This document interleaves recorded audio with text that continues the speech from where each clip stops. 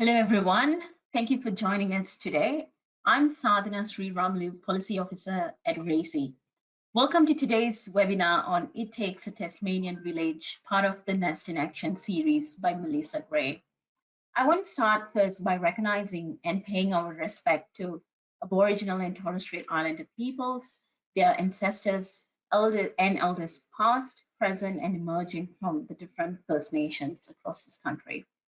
Before we begin today's presentation, I'll take you through a few housekeeping tips to let you know how you can participate in the webinar today. As shown in the slide, we're looking at an example of what would typically appear on your screen as a GoToWebinar attendee. On the left of the screen, you can see the viewer window. This allows you to see what the presenter is sharing on their screen. On the right is the control panel, which allows you to participate in today's webinar. By clicking the orange arrow, here you can open and close your control panel. You can also click on the view menu at the top of the window to set the control panel to hide or to auto hide when it's inactive. Within the control panel is the audio pane as indicated, and here you can choose how to listen to the webinar and test your audio settings. By default, you will have joined the webinar via your computer's microphone and speakers. Highlighted is the option to check your audio setup. If you prefer, you can listen to the webinar via telephone by selecting Use Telephone and click the dial-in information, which will appear, including an audio pin. If during the webinar you are experiencing audio issues with your speakers or headset, please use this option. Another pane available to you is the questions pane. Throughout the webinar, the audience will be muted. However, you can ask the presenters questions at any time by typing them in this field and clicking send. You can also raise your hand for help. Today's webinar will be about an hour, and at the end of the presentation, we will have a Q&A session to answer as many written questions as we have time for. If you have any technical difficulties, please send your written questions to staff via the questions pane, and we will respond as soon as possible. We will be recording today's presentation, and it will be available on the ARACY website soon. I will now hand you over to Dr. Rebecca Goodhue from ARACY to formally commence the webinar and to introduce today's presenters. Thanks so much, Sadhana. Welcome, everyone. Thank you for joining us today. We've got three people presenting this webinar today. Melissa Gray, who is the Deputy Secretary of Wellbeing, Strategy and Engagement at the Department of Humanities in Tasmania. Mel has responsibility for Aboriginal Affairs, the Child and Youth Wellbeing Strategy, and the Prevention of Family and Sexual Violence. Joining Mel is Pip Shirley, who's the Assistant Director at the Department of Premier and Cabinet. Pip was part of the team working on the development of the Child and Youth Wellbeing Strategy and has a background in the youth justice system and has worked in state, local government and with the Tasmanian Law Reform Institute. And the final presenter is Matthew Healy. Matt led the Secretariat for the Strong Families, Safe Kids Reform Program as the Director of the Strategic Projects in the Department of Health and Human Services.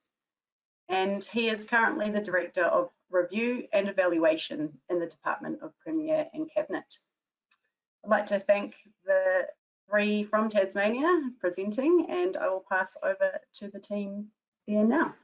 Thank you very much.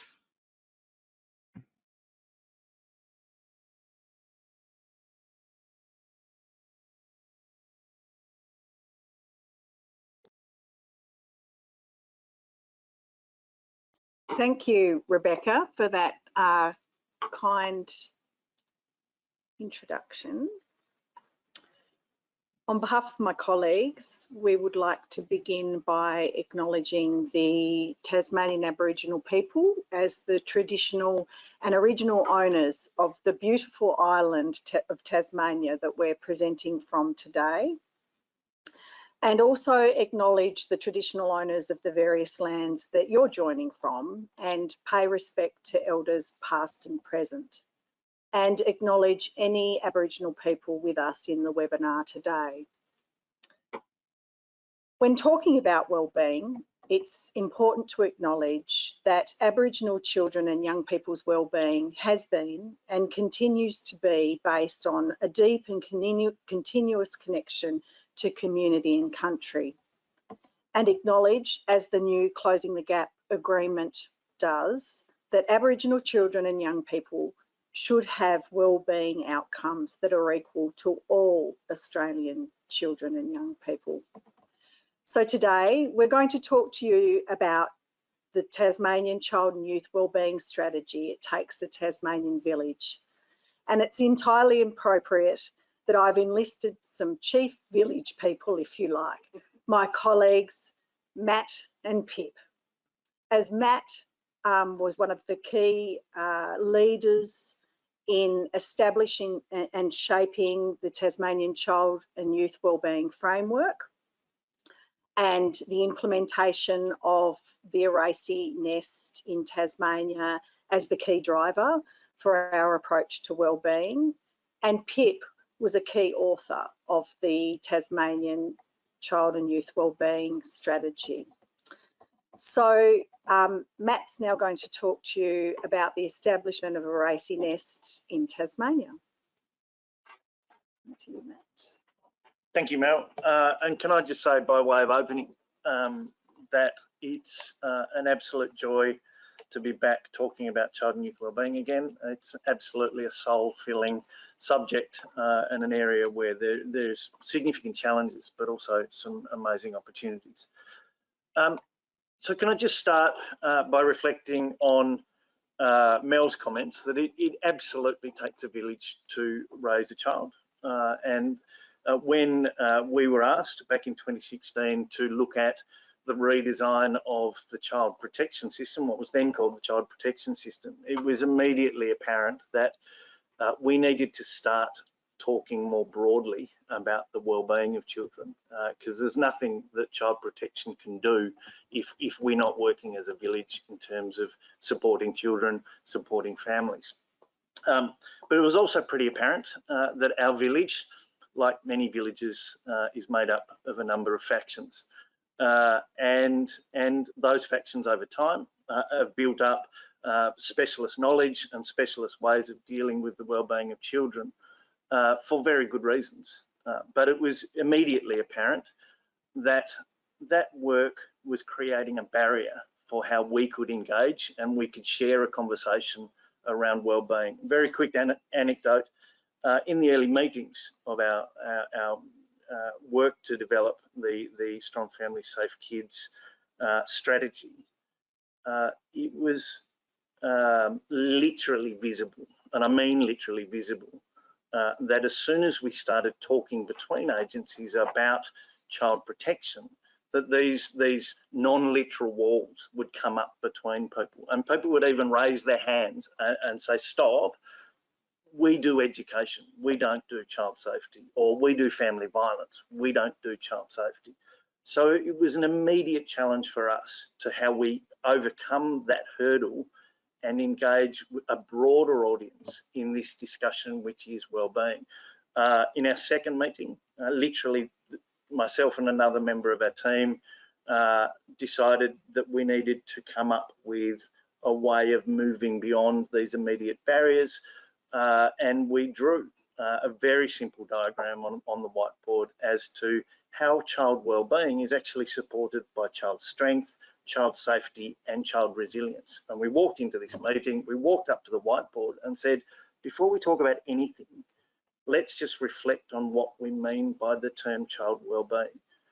Doing that one thing completely disarmed the conversation and enabled us to have a really positive discussion around all of the roles that we all collectively play in supporting children and families. Now that's a bit of a long-winded way of just pointing out how we found our way towards the nest and ARACY's domains, because we realised that unless we had a common language, unless we could talk plainly about people's roles, respective roles in wellbeing, then there's conflict, then there's friction.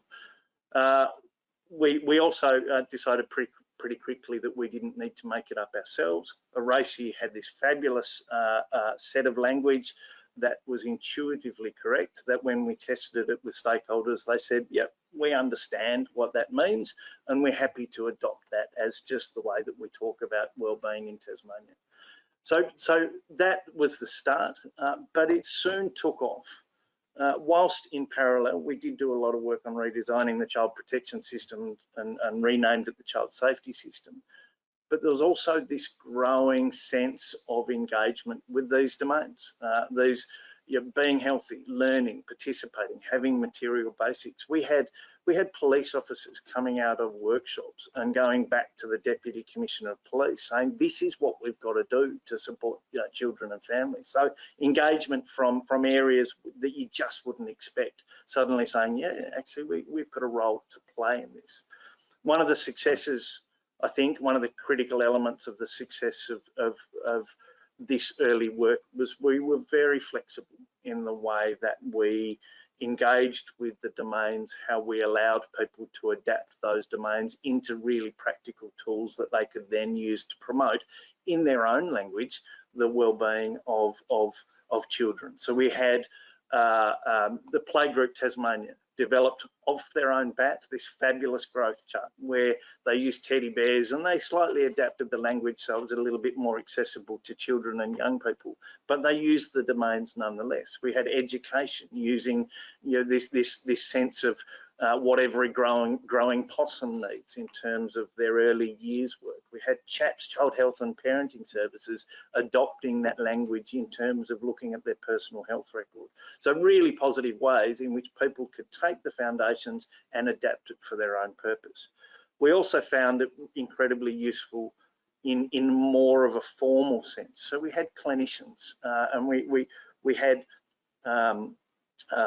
people in professional areas within the service engaging with us on things like the child and wellbeing assessment tool, which was this fabulous tool where people started having a conversation about what does wellbeing look like at the point where you might respond universally all the way up to where you might want intensive support for children and wellbeing. None of our work, none of our expertise, we knew nothing about this. All we did was give people a language so that they could connect across different disciplines and have the conversation around actually what does child wellbeing mean and what do we need to do about it and how can we connect our services together in responding to the needs of children. I think that's about me. I'll hand over to Mel and to Pip, who will tell you how they've taken that early foundation and turned it into something fabulous. Thanks, Matt. And I might say it was already fabulous, and we had a wonderful foundation with the establishment of the nest in our jurisdiction to build from.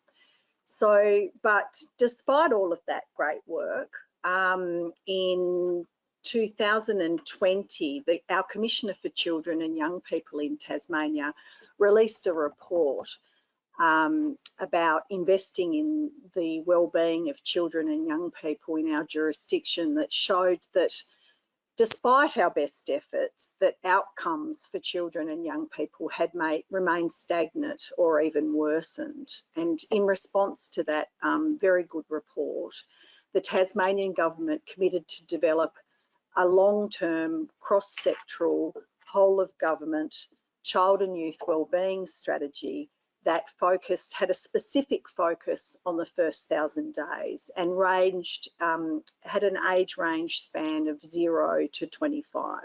So a really big task, but we weren't starting from a zero base. We had the good work of the Child and Youth Wellbeing Framework and all of that cross-sectoral collaboration that went on, meaning that everyone was starting from a common language and a starting point. And so rather than take the state on a different direction, we decided to build on that good work. And we did that by producing an interactive website that provided a number of avenues for children and young people, their families, their carers, to contribute, to have a say and take part in consultation to form the development of the strategy.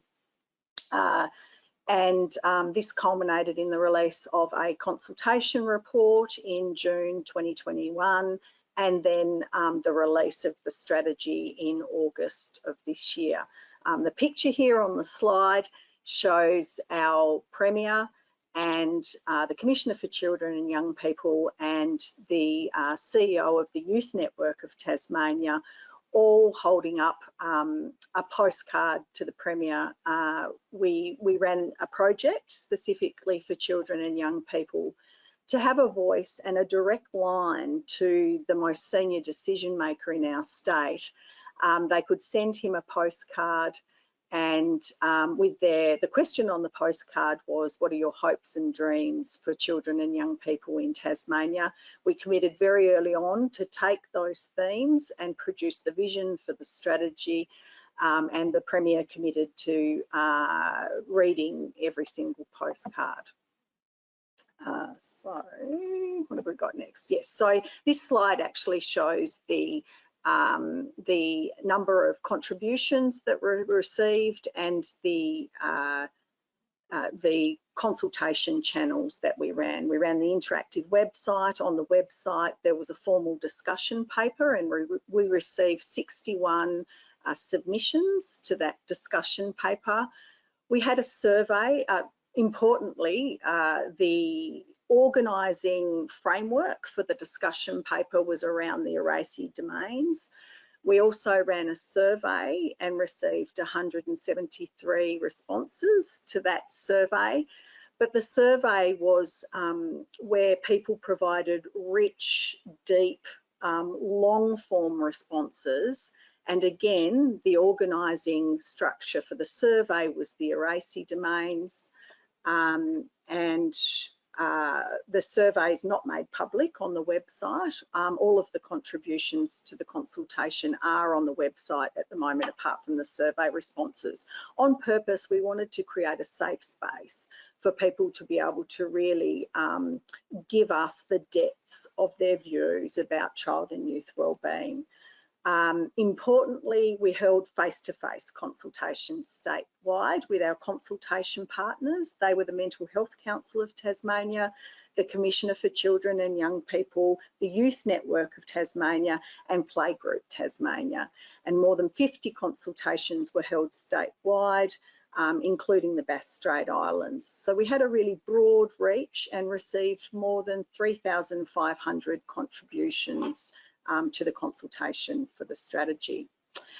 Those contributions, as the Premier notes in his opening statements in the strategy, were sometimes funny, sometimes sad. They gave us cause to pause and reflect. They were heartwarming. We're just going to share a couple with you now. They ranged from wishing that Tasmanian tigers were still alive, to some good ideas like putting a big heater over the top of Tasmania. Environmental concern and climate anxiety, I must say, was one of the strongest themes from children and young people through the strategy. This is an example of a postcard that was typical of many of them, and we have made some changes to our descriptors of the ARACY nest domains, which we'll get to a little bit later on. Here's another one. Really children and young people had concern for their fellow children and young people, most of all. Being loved and safe, which is now in our framework, loved, safe and valued, was overall the highest domain. People were asked to rank the ARACY nest domains in their survey, and it was overall the highest domain ranking. We produced a child and youth a friendly version of the consultation feedback, and this slide just shows a snapshot of the key themes against each of the ARACY nest domains that children felt were important to them. The biggest takeout for me overseeing this whole process was that we provided space and voice for children and young people through this process, but they said quite clearly to us in response that that wasn't enough, that they wanted influence as well. And you can see that reflected in the participating domain, where it says, don't just listen to us, act on what we are asking you to do. So the strategy in a nutshell is for 0 to 25-year-olds, it has a 4-year action plan. It contains 65 actions, so that's 57 plus 8 strategic policy actions. And the government has committed $100 million over 4 years for the life of this first action plan. And that's not counting more than $42 million that's been committed to some significant child and adolescent mental health reforms in our state. I must say, I think the government has been very brave in its approach to the consultation that was taken for this strategy. The interactive website enabled real-time comments to be posted, and the direct access to decision makers was something that we were particularly proud of. With that high-level summary, I'm now going to pass over to Pip, who I've said was a key author of the strategy, to talk about how the ARACY Nest framework has influenced the principles of that you'll see reflected in our strategy. To you, Pip. Thanks, Mel. As Mel indicated, I'll go through a few slides and have a bit of a chat about how the main principles are really reflected in what we did with the vision, the principles, and also a strategic policy action within the strategy. In particular, I think what you'll see reflected through this is the participation domain, as Mel mentioned just previously. One of the descriptors in our framework is that children and young people are active participants in their own life, and they are able to have a say and have an opinion on things that that they're concerned about, and that opinion is heard and valued. I think we wanted to be really true to that in what we did. Mel told you about just showing you some of the slides and the survey responses, but we had a number of children who went to the effort of writing to the Premier 2 or 3 pages of information about what their hopes and dreams were, what they wanted for Tasmania. There was a lot of commitment, passion, and we wanted children to know that they were heard and that their opinions were valued. And I think with the vision, and to coin a phrase that we've heard before, it took a village to develop this vision. So what we did initially is we asked a discussion paper question, and we got a number of responses to that about either what the vision should be or how we should frame the vision or what we should take into account.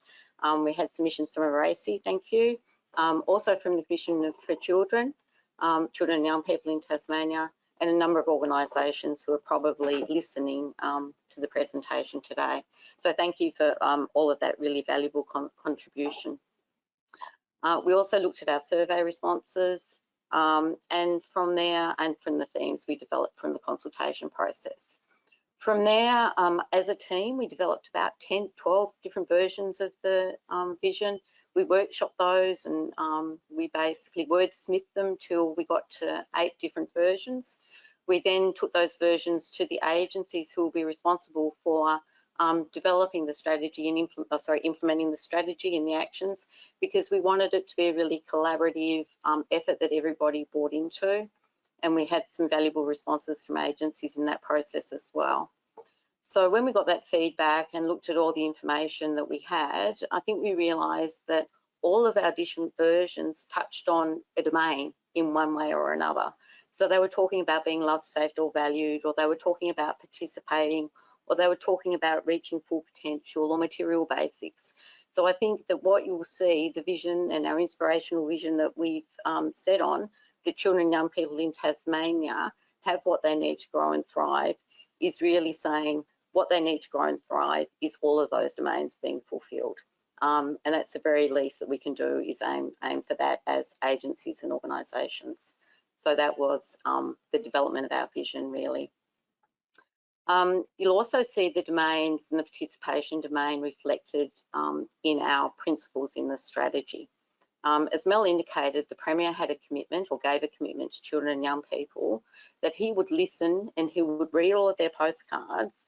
And we had meetings through the Premier, as you do, through the development of this process. And the Premier would reflect on what he read. So Mel and I would be sitting there and the Premier would make a comment about, this is what I read last night and this is how it made me feel. So we knew that the Premier was hearing the voice of children and that it was being valued and that he wanted to act on that.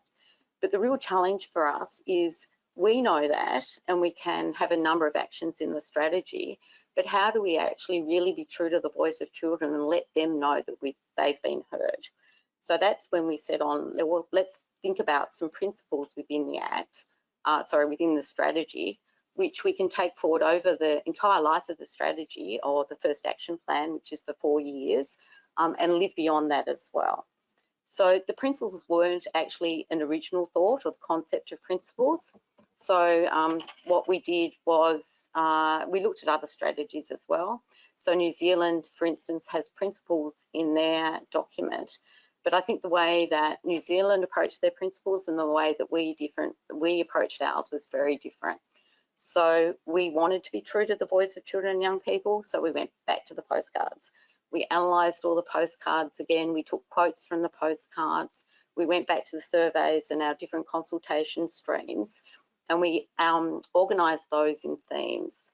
And what you'll see there is on the left-hand side of the screen, you'll see that there are some quotes, which is examples of what we heard.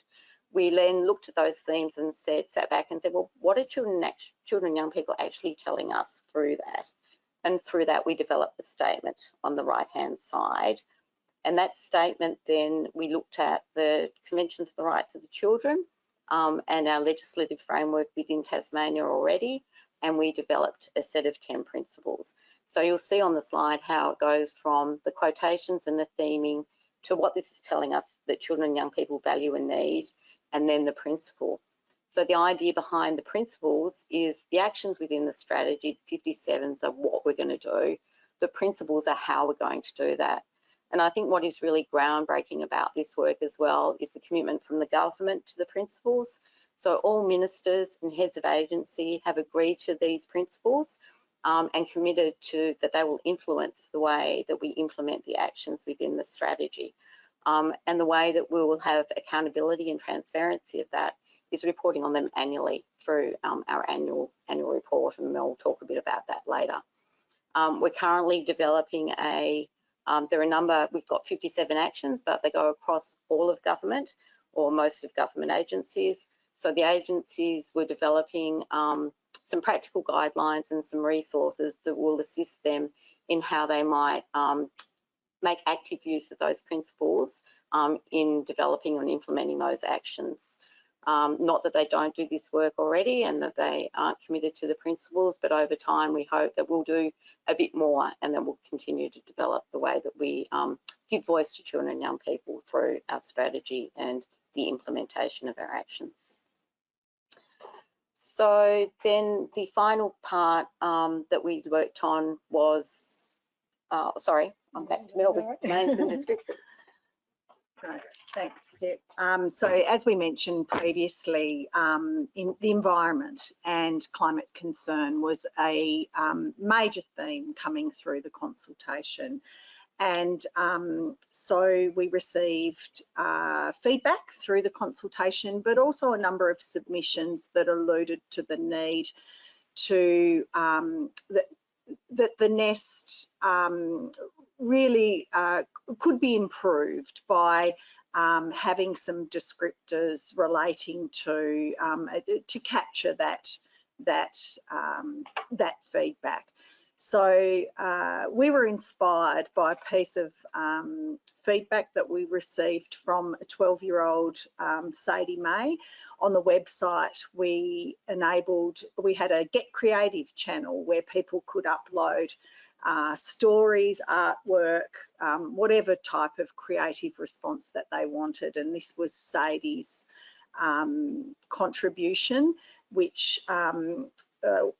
had some more words attached to it. Let the earth breathe. Let it sustain the generations. Let it heal and sustain the generations after ours. There was a selflessness and a wisdom to the feedback that came from children and young people, and it was very much intergenerational. So we responded to that voice of children and young people by adding an environmental descriptor to each one of the ARACY nest domains in our child and youth wellbeing framework. We also received an excellent submission from the Environmental Educators of Australia that suggested that we take this approach as well. We built the descriptors from the feedback, importantly, that we received from children and young people and their parents and their families and their carers. So that just gives you a snapshot, this slide, of each of the new environmental descriptors by domain in our framework. As Pip said, we also have 8 strategic policy actions. We're committed to continuing to, in the spirit of continuous learning and improvement, as we engage and continue to engage with the voice of children and young people to improve our descriptors in the ARACY nest domains over time where necessary. As Pip said, we also have all of our Tasmanian government ministers and heads of agency committed to the implementation of this strategy. The governance structure for the strategy has a cabinet subcommittee, a head of agency steering committee, a cross-agency interdepartmental committee that has representatives from each government agency, as well as a rich network of cross-sectoral involvement as well. Our Commissioner for Children and Young People with her statutory responsibility, and the strategy also names up a key role for the B4 Coalition, which is a group, a collective impact group of leaders to provide guidance to us in the first 1,000 days, in particular what we decide to measure and report on in the first 1,000 days. We've committed to an annual report and a snapshot of wellbeing in the first year, and also to an information strategy for children and young people in Tasmania, and a robust evaluation framework so that we know, and with that evaluation, importantly, as Pip touched on, we'll be focusing on not just the busy work of what gets done, but how that is being undertaken and how cultural change aligned with that good work that Matt talked about in the beginning, aligned to the child and youth wellbeing framework, how we can continue that momentum and continue driving that cultural change that we know we need to get better outcomes for children and young people in our state.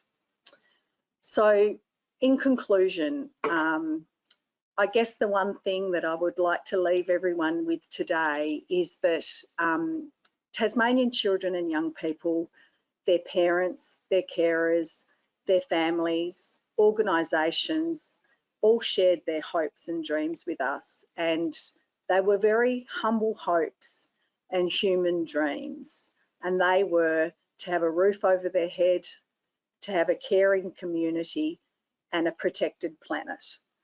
And we're so grateful to everyone that's contributed to this strategy, which is why it was such an apt, perhaps overused, it takes a village metaphor, but such an apt one for our work to progress child and youth wellbeing in our state.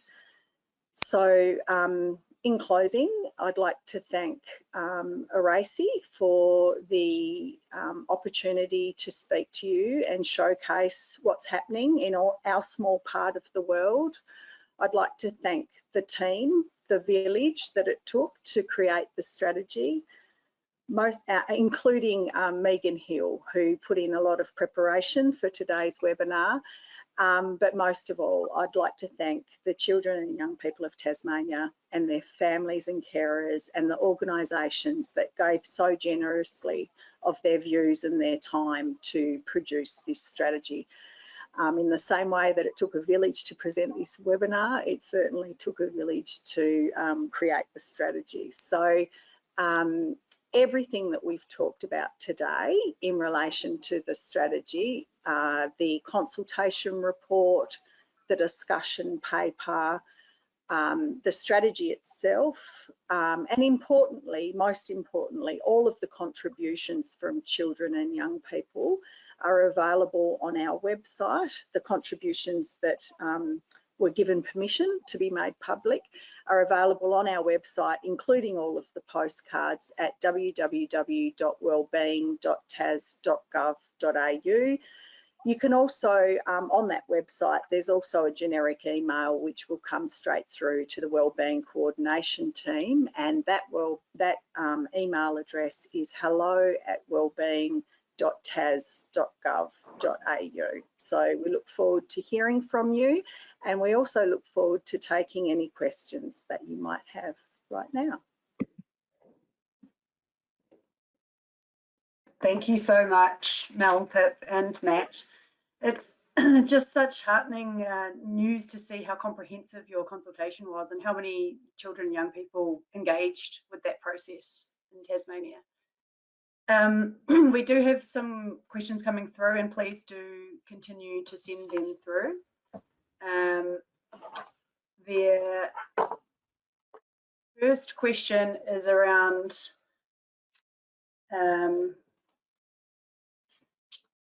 evaluation. How and by whom is the evaluation being conducted? Well, this is a wonderful question, and one might think we planted it but we didn't, because we've committed, Matt is the new director of a new function that's been created in our Department of Premier and Cabinet, a new review and evaluation function. And I've enlisted the support of Matt to help us get right in at the beginning and undertake the evaluation task. So I might actually throw to Matt to see if there's anything else you'd like to add to that, Matt. Look, probably not. It's very early at this stage, but we have had some really great discussions with Mel's team just about making sure that we're looking at the outcomes that we're getting for young people, but also looking at the internal successes of this new way, or not this new way, this increased focus on collaboration and working together across agency and service boundaries to improve the wellbeing of children and their families and their carers. So very early, but a very strong commitment to a robust evaluation framework. Thanks so much, Mel and Matt. That question was from Rosemary. The next question is from Tanya, who says, I work on the northeast coast of Tasmania delivering a mobile early learning program, which is federally funded. How can non-government funded services participate, and will there be training on the nest to support the rollout of this strategy? Yeah, great, thanks. I've actually been invited to go and speak to the AGM of the Northern Early Years group. So I'm looking forward to getting up to that beautiful part of our state next week. We have a community, I glossed over this because I was a little too mindful of time, but we do have a community consultative committee which was showcased on the governance slide, and that committee is comprised of a cross-section of non-government and community sector representatives. So look, we're happy to take individual representations through the hello@wellbeing.tas.gov.au email. in terms of training for the nest, that's a great suggestion. The meeting of the community consultative group, we're having our first face-to-face meeting prior to the end of this year. So I'll take that forward to that group. We're considering how we might engage children and young people continue to in the implementation of the actions of the strategy. And based on this question, I might add how we might continue to engage a broader cross section of the community sector as well. So yeah, thanks for posing the question. I'll make sure I take that forward to the next meeting. Thanks, Mel. The next question is from Chris. How do you see the indicators you've set out here interacting with other parts of the service system? And is there plans to support the data collection being shared? Yeah, that's a really good question. So we've posed a suite of indicators, and the Commissioner for Children and Young People did the same in her report of investing in Tasmania's children and young people. We've put them forward just as an example of what we might measure. So in the first instance, what we're going to do is work with the B4 Coalition and take advice, potentially set up a technical data and indicators and measurement working group, and provide advice on what we should measure quite narrowly and granularly in the first 1,000 days as a first step. We realise that it's a big task to have a suite of indicators spanning across the years of 0 to 25. So we're going to focus our efforts in the first instance on the first 1,000 days and select from a suite of measures. We also want those measures to not just be deficit-based. We want them to be strengths-based, assets-based measures. We want the measures to also be informed by the rich data that we know happens in Tasmanian communities every day. We have a number of places in Tasmania, a number of really successful collective impact initiatives where storytelling and more qualitative data sources are rich, and we want to work in that place-based way as well. The final thing that I would say is that, and of course the data snapshot will be shared. The final thing that I would say is that sharing the snapshot. Sorry, I've lost it. I don't know. So what was it? Yeah. Sorry. That's okay. I've got a question that I can answer. This is from Lisa saying, are there other jurisdictions who have adopted or are using the nest? And there are many organisations and areas who are using the nest. The main one that would be most comparable to what the Tasmanian government are doing is the NT, the Northern Territory government. They are using the nest to create a report, overall comprehensive picture of wellbeing for children and young people, and it's called The Story of Our Children and Young People. And they did the first one in 2019, if I remember correctly, and the second one is coming out this year. So they're using it to frame that rich picture of wellbeing in a similar way that the Tasmanian government are doing, with the key indicators and then measuring progress and success over a time frame. So that's thanks for that extra time.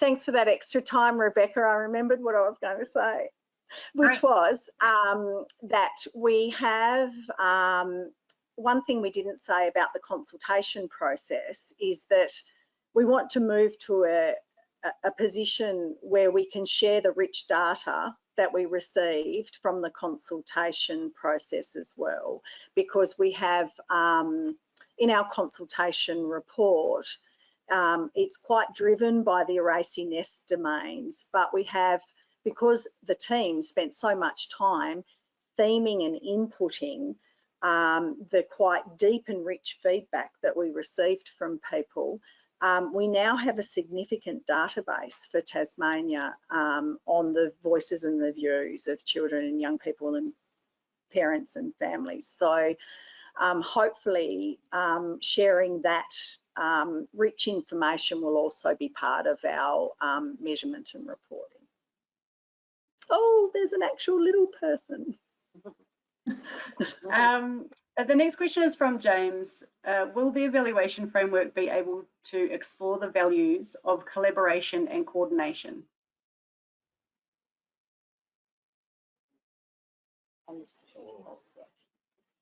Yes, yes, yes. Good suggestion. Yeah, we're still working through. I think the answer is yes, because we've also committed in one of our 8 strategic policy actions is better coordination, cross-agency and cross-sectoral coordination and collaboration. So that would feed quite nicely into being a theme of our evaluation as well.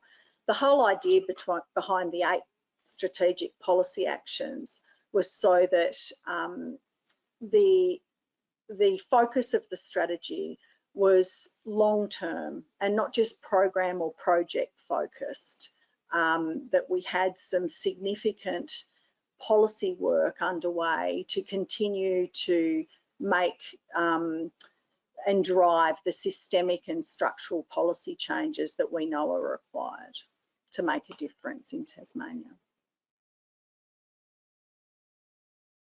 Great, thank you. We do have a number of questions coming through, so we'll get through a few more. Kristen has asked, what was your greatest barrier in doing this work, and how did you overcome that, and what did you learn from it? Good question. Does anyone want to have a go? The greatest barrier.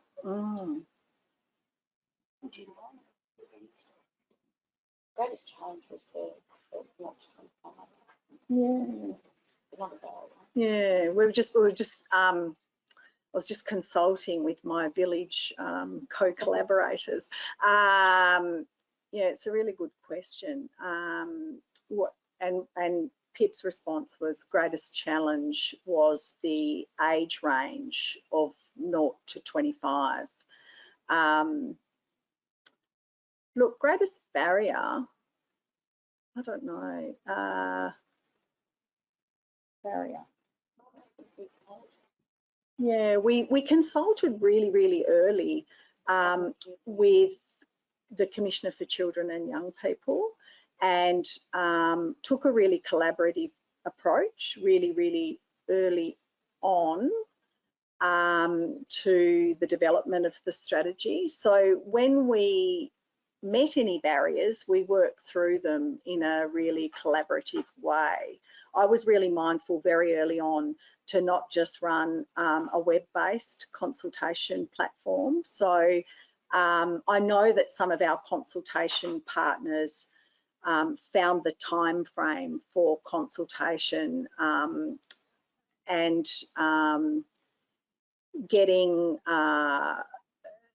everything done within a time frame that suited budget cycles particularly challenging. But we overcame that barrier by working together and just helping one another wherever we could.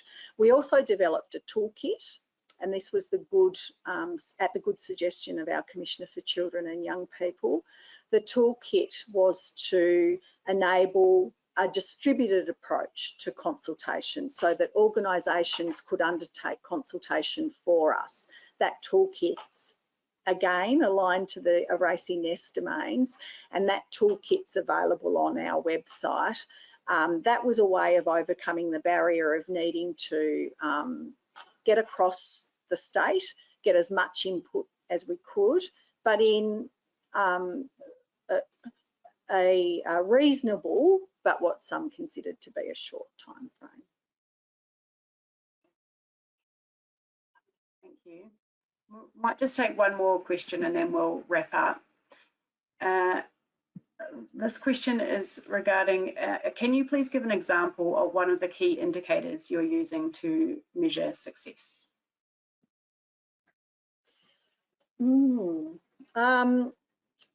Yes. Not easy questions. No, they're hard questions. One of the key indicators, I think, is how children and young people, so I mentioned the meeting of the community consultative group that we're having to help us work out how we close the loop with children and young people.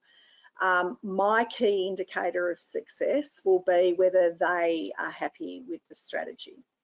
That's to put aside one, whether they can understand it and what I need to do now to help that facilitate that process.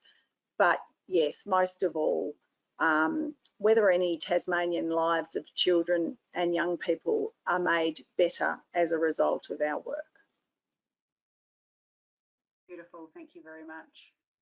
There are a few other questions and some of them had been answered. I'll just mention one of them around the the ongoing consultation of children and young people, which you did mention will be happening to ensure that the voices of children are continually informing the strategy development.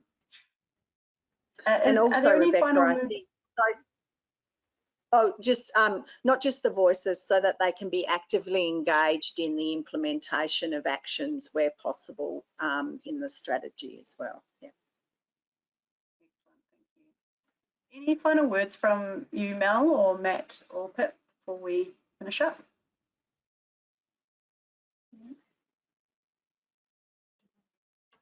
Just the inspiration for children and young people and through the Consultation. Yeah. No, just to really say that the inspiration that children and young people provided, it's amazing. I can see, as you had your own little person there, Rebecca, how clearly and like laser-like clarity some of the feedback we got from children and young people. I think as we grow up and we become bureaucrats, you lose some of that. So it was absolutely a heartwarming process to be part of, and it provided the inspiration for us to do better and be better. And you'll see that in our thank you to children and young people in our strategy. And I'd just conclude by thanking you and your organisation, Rebecca. Having the framework and the ARACY domains meant that we were, and the good work of Matt and his team meant that we weren't starting from a blank slate. We had, Matt had laid the foundations, and really it's been a collective effort and a shared success. So thank you. ARACY has been very much part of this. Great, thank you so much. And thank you to all three of you today. It's been fantastic to hear what you've been doing down in Tasmania, and I'll just echo what you were saying there, Mel, around our children and young people have so much wisdom to impart, and the more that we actually listen genuinely, authentically, and implement in action what they're saying, the better our society and the world will become. And so thank you for the work that you're doing. Just in terms of the nest, if this is an unfamiliar framework for you, we have a newly released resource called What's in the Nest, and if you Google that, it will be available on the ARACY website, and provides an excellent overview of what the Nest Wellbeing Framework entails, and includes updates from the Tasmanian work around the environment in particular. So thanks again, everyone. Thank you for listening. Thank you for your questions and attendance. And again, thank you to our presenters today. As mentioned, this recording will be available through the ARACY newsletter. If you haven't already subscribed, please do. And have an excellent rest of your day. Thank you all. Thank you. Thanks, everyone.